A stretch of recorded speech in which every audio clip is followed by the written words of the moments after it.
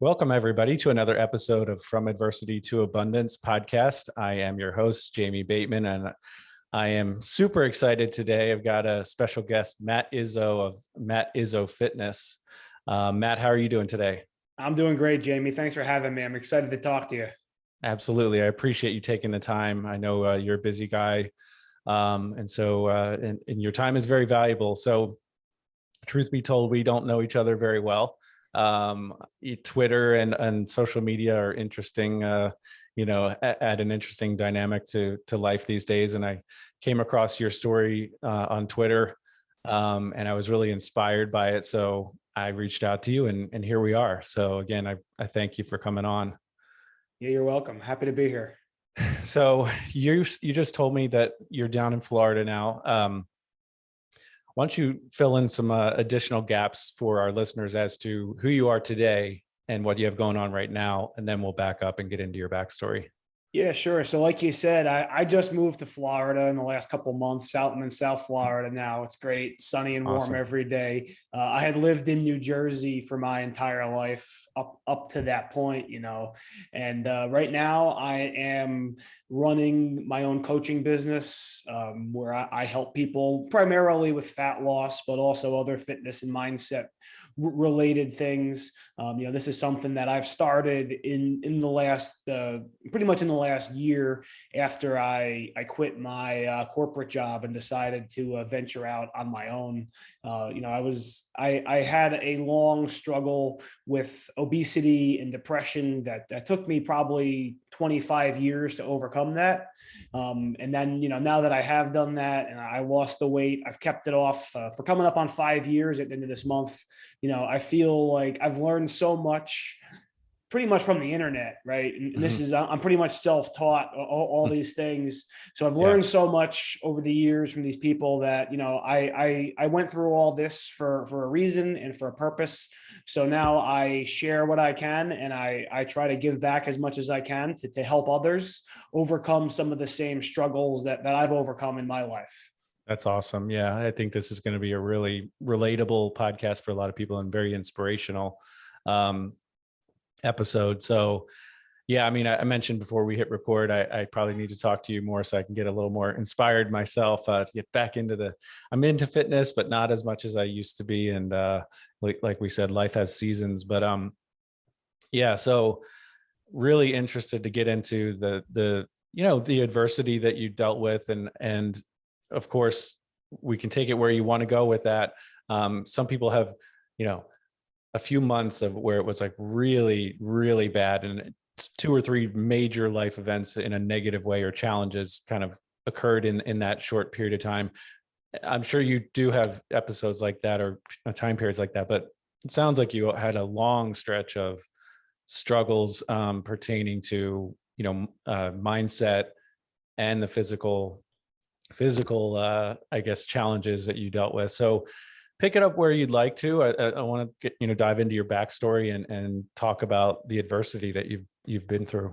Yeah, it really started with childhood, and it's kind of hard to really put my finger on what it was, but sometimes you just get into a negative sort of spiral, right? And things just kind of follow, right? If your energy is that way, that's what you attract into your life, and that's the sort of life and experience that you live. And from an early age, that was sort of my life and my experience. I ended up, gaining weight. I was the fat kid in school back before, most of the kids were the fat kid, right? Like now probably. Right. But, back then that was a really painful thing, and I got made fun of a lot. I felt excluded a lot because of my weight, when I would be made fun of for that. So it was always something that I really kind of fixated on as, this was my biggest problem. I would say that as I look back on it now with the added benefit, the perspective of time and all my life experience, that, I used to think I hated myself because I was fat. It turned out that I hated myself and I was fat. Right. So through the years, I tried to lose the weight. I did it successfully on multiple occasions, only to gain it back again.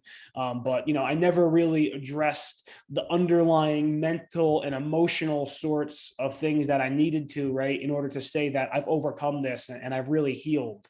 Mm-hmm. So, that's the biggest takeaway from my journey is it's not just, oh, I lost some weight, right? It's really been more of a holistic transformation. Like, Mm-hmm. yeah, Yeah. I lost weight. I live a healthy lifestyle now. I do all kinds of crazy stuff with endurance sports and stuff like that.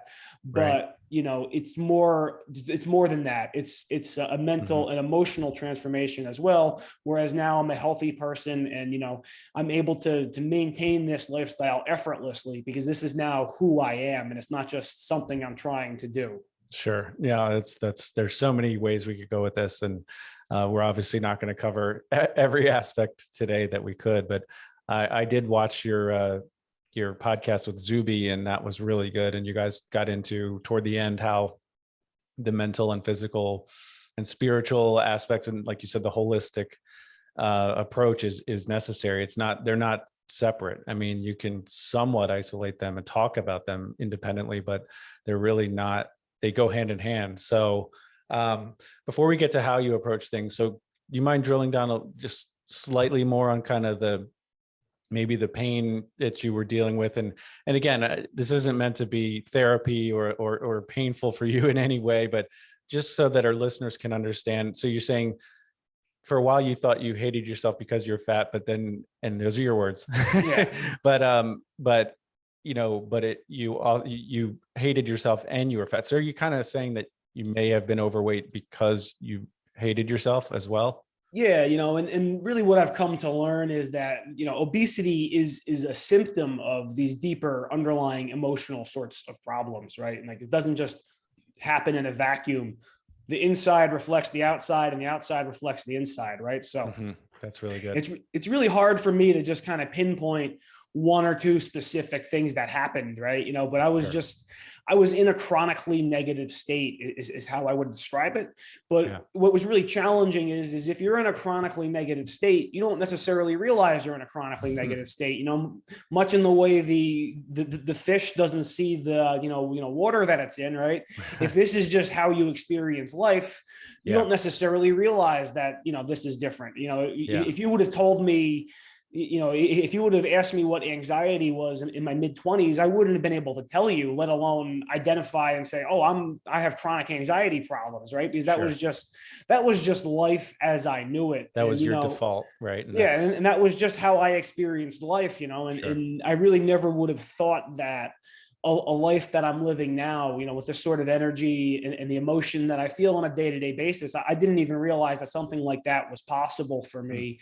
But, there was always a part of me for some reason that was optimistic, right? And I would say I was in a chronically negative state, but I always had some optimism about me. And I always kind of knew that it would work out, and I stuck with it, as best as I could. There were certainly lots of adversity along the way, right? I lost the same 75 pounds 3 times, right? So, I did it once in high school and then I ended up gaining all the weight back again, and it's really demoralizing to put in all that work and put in all that effort and reach a goal, right? And then just have it just kind of slip through your fingers and vanish, and you feel a lot of shame and embarrassment when that happens, because you're failing so publicly. People are seeing you and seeing what you're going through, right? So, these sorts of things are tough to overcome. And, this is why it took me so long to do it. But, part of me just never gave up and, always knew that there was a way out. I just needed to keep trying to do better every day, putting one foot in front of the other, educate myself more, just try to do more with what energy I had at the time. And this is how I got to the place where I am now. Yeah, no, it's really good. I mean, it sounds like you just got, probably a lot of people can identify with, you got into a mental pattern of, this is my default, this is who I am, this is my identity. And for those who, are listening or, are going to watch this on YouTube, even go back and look at Matt's, like your Twitter, Instagram. I mean, I've seen the before and after, and it's like HGTV pictures, people love that in real estate. It's like the before and after pictures are amazing, but there's so much work that went into that that's easy to gloss over. So I just have a ton of respect for your transformation and this time keeping it off. I mean, it's really incredible. So okay, so you lost the weight a couple times, regained it a couple times, and then have kept it off for coming up on 5 years, you said, I Yes. believe. What's been the difference this time? So what I realized was I needed to make a plan, right? Because I lost weight again in my mid-20s, and I really educated myself a lot about fitness and nutrition, right? And I taught myself all this stuff, and I did it in a really intelligent way. And then I kind of realized, I thought then at least, that, okay, my problems are solved, right? I have all this knowledge now. And, I didn't have this knowledge before, but now I know how to eat. I know what protein, fat, and carbohydrates are, all this stuff. And I'm like, great, I did it. My problem is solved. Well, knowledge is useless if you don't apply it, right? So I had the knowledge, but I stopped applying it, and I dealt with some adversity, right? To keep in the theme of the show. Yeah. I had some more emotional trauma. I suffered an injury, and next thing you know, I'm back being fat again. And, it took me 8 years to kind of get around to doing it again, because, it's an overwhelming proposition, trying to lose a large amount of fat, as I'm sure many people can relate to, right? Just the energy and time that it takes to do it is a lot. So I always knew that I could lose the weight. But what I realized was I needed to formulate a plan to actually keep it off, right? Because I don't want to do all this work for nothing and just have it just go away again. So I figured out that if I just kind of kept doing the same things I was doing while I lost the weight, right, if I just kept that up after, then it's going to be really hard for me to gain weight again. If I'm tracking my food intake, if I'm, monitoring my calories, if I'm weighing myself every day, then how could I possibly gain weight back again? And even if I did gain a few pounds, well, if I can lose 75 pounds, I can lose 5 pounds. It's going to be a lot easier. Yeah. So I really committed myself to this being a lifelong plan, and saying, all right, if it takes me 5 or 10 minutes of effort a day, well, that's a lot better than being obese, right? So I lost the weight and I just kept on with it. And then I kind of kept on with my self-improvement journey. And this is how I came to, turn around my mental, my emotional, and my, even connect with my spiritual side, which I wouldn't say I had any connection to.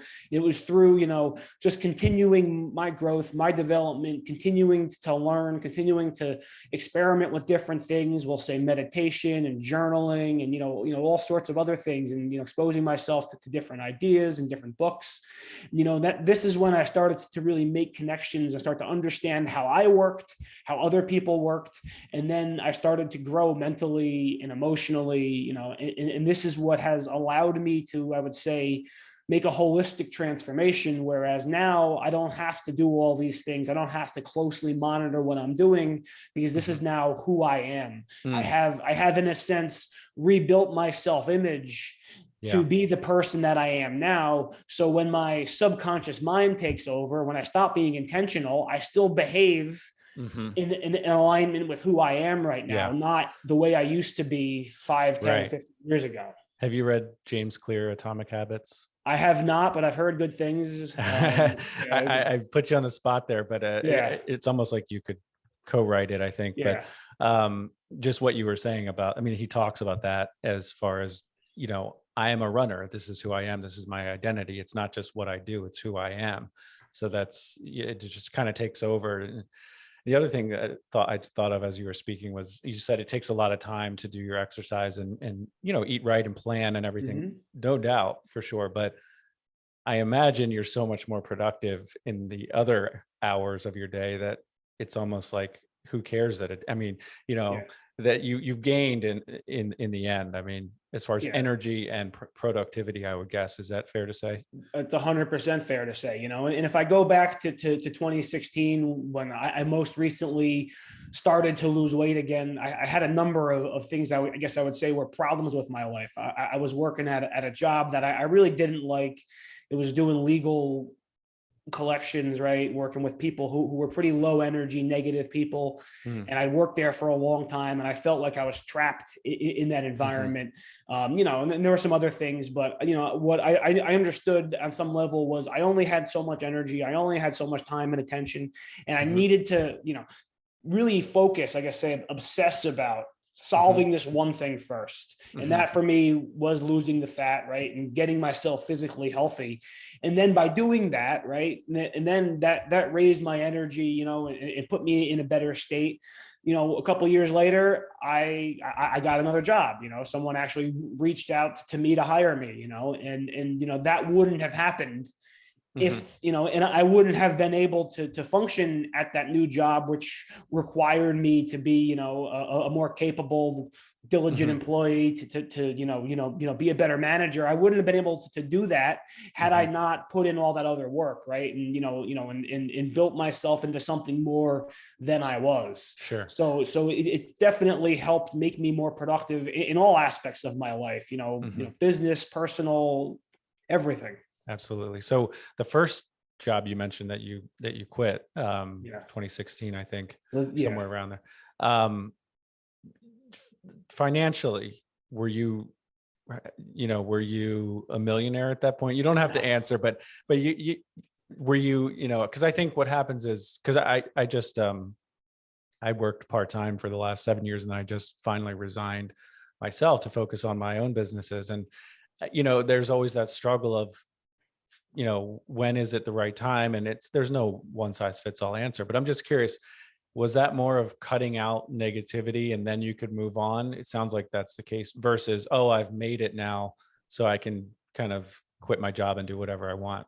Yeah, I made a very, I guess I would say, sort of lateral career move, but it was in a completely different field. You know, the collections field is not a great place to be in, and I think it's hard to find happiness when you're doing something like that all day, every day. So, you know, I was able to move on to another job, you know, which I worked there for a couple of years, and it was great. You know, I really expanded my horizons and my skill set.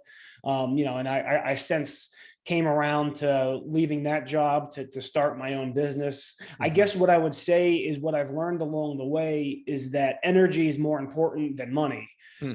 Because That's really good. If you have energy, you can always make more money, right? You can always grab a shovel and go out and dig ditches or whatever, right? Sure.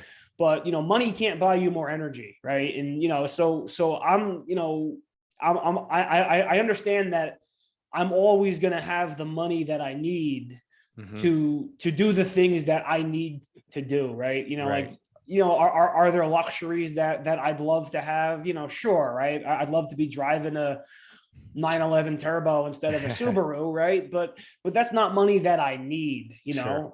You know, so it's just about really believing in myself. And you know, doing something that I think is making the world a better place, right? Is adding value to the world, because it's no way to live your life if you're spending all day, every day doing something that's not making the world a better place, right?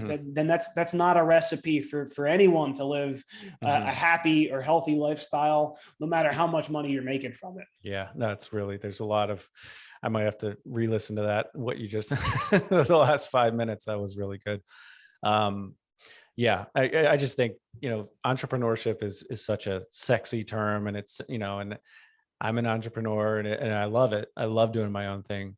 But I think that's just something everyone has to kind of decide for themselves as far as when they're ready. But in that process, I don't think there's always a reason you shouldn't quit your job. There's always fear. There's always some kind of something holding you back. So, you know, in the end, I mean, you could get another job. I mean, if your business fails or whatever. So I would, if the money runs out, right, you just get another job, and it looks like every place is hiring right now. So I mean, exactly. it doesn't seem like it'd be that challenging. Exactly. Awesome. So I'm going to fire off some questions here, and we'll see where it goes. What do people misunderstand about you? I think, you know, I post on my Twitter feed a lot of sort of unorthodox things that I do, right? And I think people might think that, like these are the secrets to my success. So I'll give you an example. I just bought some toe spreaders. I saw this. Right. Yeah. And it was a viral tweet. It ended up getting like over 500,000 impressions, which I was really kind of shocked by. I figured it would get like 5 or 6 likes or whatever. Right. I'm training for an Ironman race right now. I'm coming up on 40 years old. I have really almost no athletic background.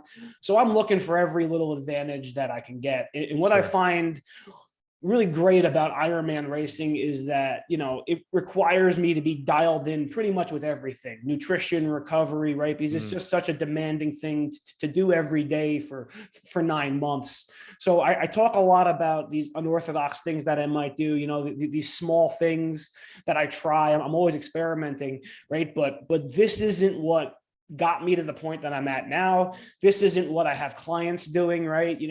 Like these small things aren't the things that move the needle. If you're someone looking to make a change, the entire kind of philosophy behind my approach is called boulders, not pebbles, right? If you're looking to make a change in your life, you want to concern yourself with the boulders, the really big rocks, and not worry about the pebbles, the stuff like toe spreaders or something like that, right? Right. You want to get out there and start to build healthy habits that you can sustain, that are going to make a difference in the long term. So while I talk about these things on my social media channels, people find them interesting. I find them interesting too, right? This isn't what got me to where I am, and this isn't why I'm successful, right? Because the fundamentals, I think for anybody or any business, focusing on the fundamentals and really nailing those are what's going to lead for success in the long term. Definitely. That's really good. That's a really good answer. On episode 4 of our podcast, I had Matt Fore, Fore. He does Ironman. He's really into that stuff. So the only experience I have with it is watching my sister years ago do. She did a Chesapeake Man, which is an Ironman. I don't know if they still do it, but it's in Maryland on the Eastern Shore. It's an Ironman distance triathlon, and it was delayed to 2+ hours due to fog. And so that's already like, I'm already like, how do you even, your timing and everything is all off, but yeah, we went out to lunch. We went out to watch Ladder 49. We went out to dinner, and she's doing this thing the whole time. It was like 17 hours. I just don't even know where to begin, but no, that's really good. So yeah. So what your post may not be, it's really you, it's genuine, but it's not what people probably should focus on if they're trying to kind of start the change. They should focus on fundamentals. What's one of your biggest failures in life?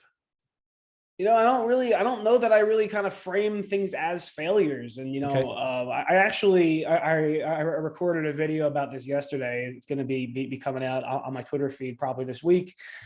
So for, like I said, I lost 75 pounds twice only to gain the weight back again.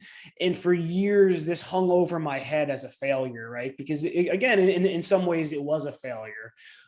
Things are a failure from a certain perspective, right? But from a different perspective, it's not a failure.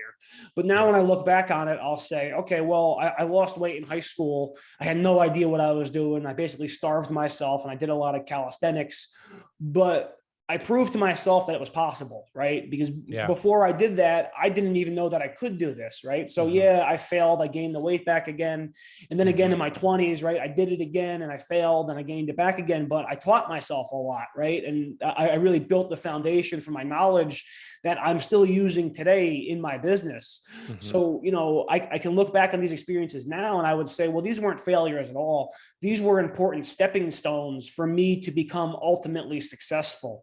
So I think really anything that you might see as a failure, right? It's only a failure from a given perspective, right? And from a given point in time, because if you zoom out and you look at it from a different perspective, I think you'd find that it was, you can take a different look at it, because in every one of my failures, and I've done a lot of journaling about, these things and traumatic events from the past, I've always been able to kind of reframe them from a different perspective. And, the old silver lining from a dark cloud, I think you can always find something that you can take from that, even if you're failing the same level for the 100th time, right?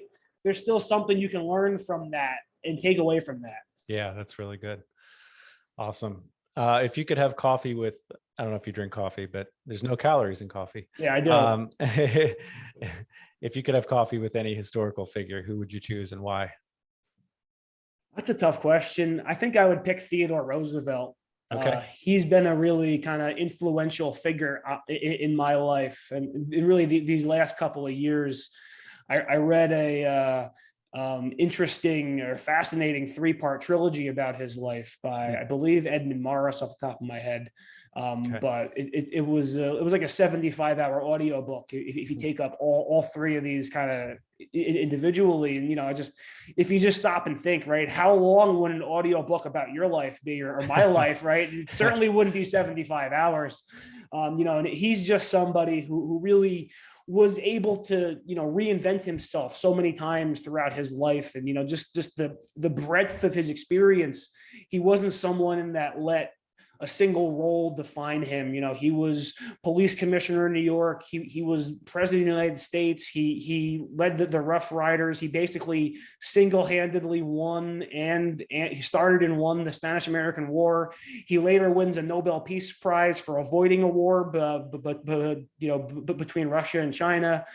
He did exploring. He was a noted author and historian. So, someone like that, you don't really see that in figures today. With the most prominent figures, they really kind of drill down into one specific area, but he's somebody that I would love to have coffee with and talk to. And, it's interesting because I find that even by studying a historical figure, you can really almost sort of bring their energy into your life. So maybe you don't get to literally sit down with them and talk to them and have coffee with them. But if you ever read, Think and Grow Rich by Napoleon Hill, in that book, he talks about having a sort of virtual, system of mentors, right? That he would talk to, and It's like a virtual mastermind a virtual mastermind group, with historical figures in there. And I think you can definitely do something like that, even if you don't have formal meetings with them, right? But just by studying historical figures and reading about them, you can bring some of their energy into your life, and you can definitely sort of build on their influence and gain some of their wisdom. Yeah, that's awesome. Speak about your business. What's a challenge that you're facing in your business right now?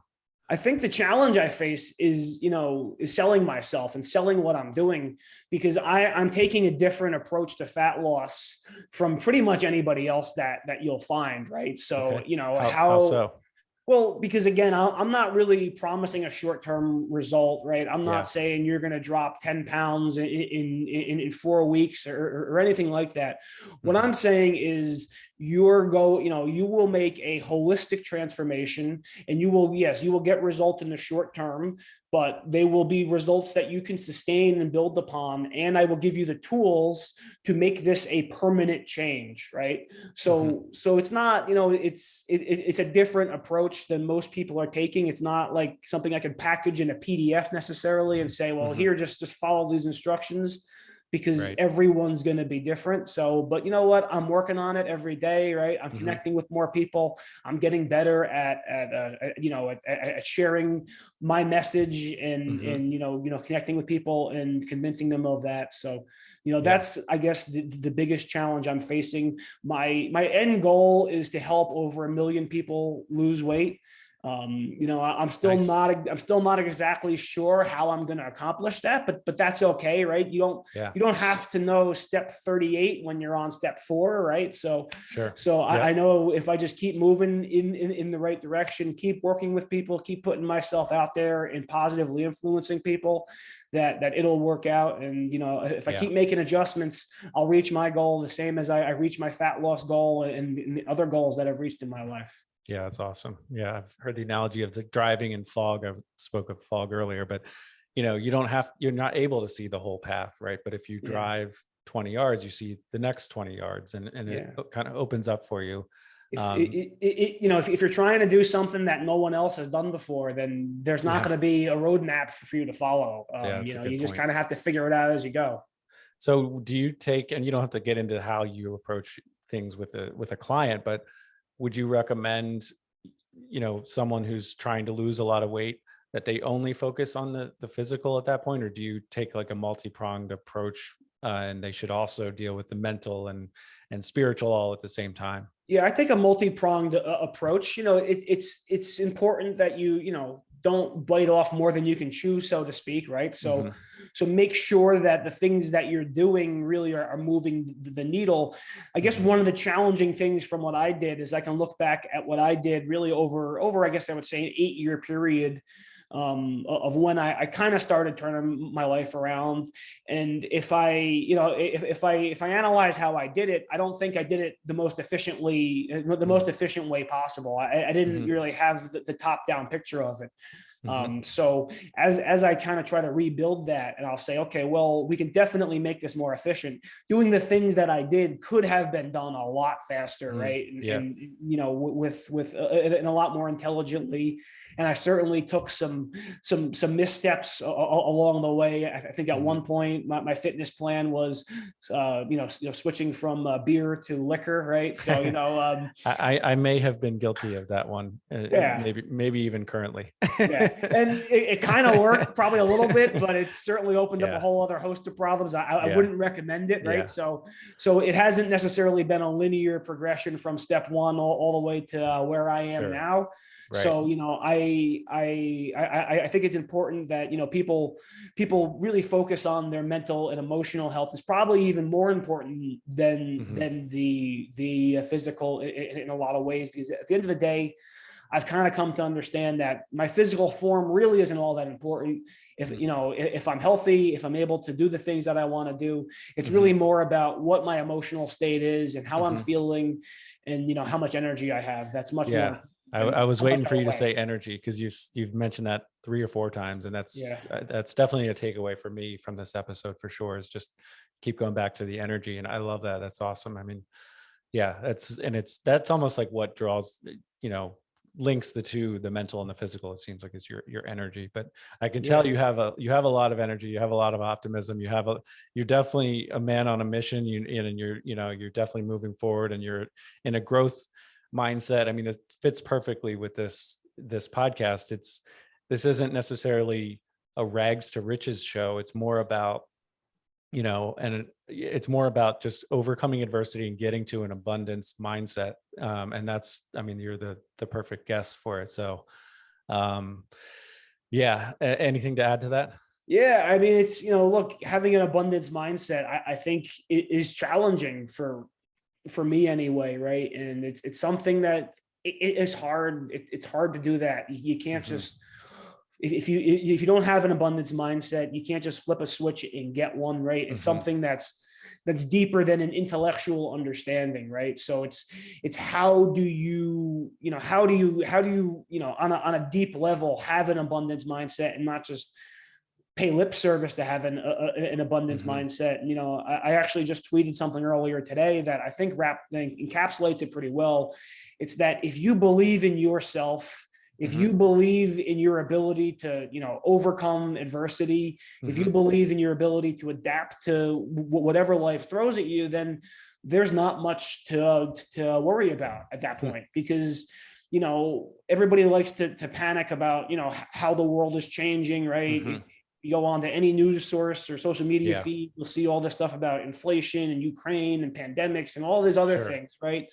But when I stop and look around right now at my own life, what problems do I have? I don't see a whole lot of problems, right? And life is pretty good, and I don't allow myself to get caught up in those things. I know that the world is going to change, and what I want to do is be adaptable. And when it changes, I'll change along with it. And I know if I can do that, then there's really nothing for me to worry about. And I think that is kind of the cornerstone to the abundance mindset, because if you don't think like that, if you're scared of the change, if you think things aren't going to work out well for you, well, that's where you start to get a scarcity mindset. And that's where you start to, become really risk averse, and you start to, I guess gather the acorns for the winter, right? Because you're not optimistic about the future. So if you're optimistic about the future, and you on a deep level believe in yourself, which happens through action, not through words, you believe in yourself by putting yourself out there and overcoming things and doing it and proving it to yourself that you're worthy of the belief, then you have an abundance mindset. And these things will take care of themselves to a certain degree. Yeah, I love it. I mean, it's awesome. That's for me. And again, we're not saying that you don't have any adversity or I don't have any adversity currently, or you never slip out of your abundance mindset, but I made a switch around 2015, actually 2014, 2015, where I stopped watching the news. And again, I still pay attention to what's going on, but I was, watching cable news and just like, it's depressing and I have zero control over it. So what's the point? So then I did start to switch to, okay, who do I know that is on my team, and what are my strengths, and start taking action. And I've experienced a similar thing where it's just, it's so encouraging to be able to only focus on what you can control. And personally, I think people can control or influence more than they give themselves credit for. And like, for example, you may correct me if I'm wrong, but did your girlfriend also lose a lot of weight? Yeah, she's lost about 100 pounds, and I definitely helped her along with that, right? Mm-hmm. And I would say I did it more by example than by Mm-hmm. anything that I said, right? I think this is key, right, for everyone. Mm-hmm. Is talk is cheap. No one's going to listen to your advice, right? Right. Lead by example and show Sure. people that the way you're doing it is better. And some of them are going to follow, and some of them, will start to sort of embrace what you are doing. It's interesting because at her job, before we moved, she was doing that challenge 75 hard, right? Which a lot of people do to, Mm-hmm. lose weight. And a Yep. bunch of her coworkers started doing it, right? And they saw her walking at lunch, and how happy she was and how good she looked. And, they Mm-hmm. started saying, oh, okay, she must know, know what she's doing, right? So Mm-hmm. I think it's up to us. He talked about cutting out the mainstream media. I think that's a great thing for everyone to do. Yeah. I talk a lot about the importance of, really auditing your social media feed, Mm-hmm. making sure the people that you're tuned into are the Yeah. influences that you want to be tuned Yeah. into, Oh, exactly. and That's that's awesome. really important. So if the people in your life aren't like that, it's going to be problematic. You got to kind Right. of put the blinders on a bit and just block them out. And Yeah. social media is a very powerful tool. You can Right. connect to other people who are aligned with you, who are like-minded. You can follow people who set a great example, and you can use that as your kind of support group if you can't find these people in the real Yeah. world. I know I have a hard time finding them sometimes. So. No, I love it. I mean, it really is about taking ownership, taking control of even your social media feed, because that might sound like, oh, no big deal, but social media is not bad or good. It's very powerful. It can be, right? And so Yeah. just like the way I see money, I don't see money as bad or good. It's very powerful. It can be used in a, good for good or for bad. And so that's really important, is controlling what you're exposed to online. I mean, Yeah, that's technology amplifies. I think that yes, the things that are already there. So yes, if you want to use it for bad, it's going to be that much more worse. yeah, If you want to use it for good, well, it can be that much better. Because I've built out my Twitter, and I have, I hear from dozens of people every day who I'm inspiring, who I'm yeah. influencing, and that is so rewarding for me. That's more rewarding than any money, right? And that's Hmm. not to say, well, Yeah, money doesn't matter or whatever. right. Obviously, I can't eat and pay my rent with happy, messages from people. But at the same time, if I zoom out and look at the big picture, right, like these people are making their families better, their communities better, right? And Hmm. so the old butterfly effect, right? Just Yep. by smiling at one person, you can really help hundreds, if not thousands, of other people just by Hmm. kind of spreading that positive message. Yeah, And it's very powerful. I love it. I mean, the world needs more of that right now, for sure, coming out Yeah, of the definitely. pandemic and everything. And there's a lot of hate online, and I just love the message that you're bringing, and the passion that you're bringing to this, and the energy you have, and so many things that I could go on and on about. So as we wrap up here, Matt, let our listeners know how they can reach out to you online, and add any final thoughts that you'd like to.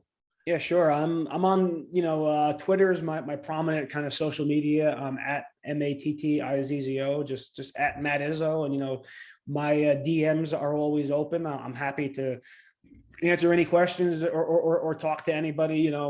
I am selling services, but again, that's not Yeah. necessarily my only thing. So if it's a quick question, I'm happy to answer it. I'm happy to help you out, but what I would say is, and obviously you don't need to hire me to be successful, right?